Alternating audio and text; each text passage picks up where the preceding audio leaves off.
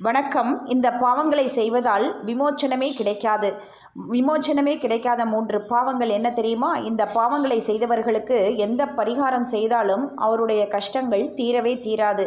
பெற்றோரை கைவிடுதல். பெத்த மனம் பித்து, பிள்ளை மனம் கள்ளு என்று கூறுவார்கள். பிள்ளைகளுடைய மனம் பெற்றோர்களை ஏற்காவிட்டாலும் பெற்றோர்களுடைய மனம் பிள்ளைகளை சுற்றித்தான் இருக்கும். இது இயற்கையாக நடக்கக்கூடிய ஒரு விஷயம். பெற்றோர்கள் என்பவர்கள் தெய்வத்திற்கு நிகராக பார்க்கப்பட வேண்டியவர்கள். இப்படியான பெற்றோர்களை எந்த ஒரு மனிதன் மதிக்காமல் உதாசீனப்படுத்துகிறானோ அவன் விமோச்சனமே இல்லாத பாவத்தை சுமக்கக்கூடிய சூழ்நிலை உருவாகும்.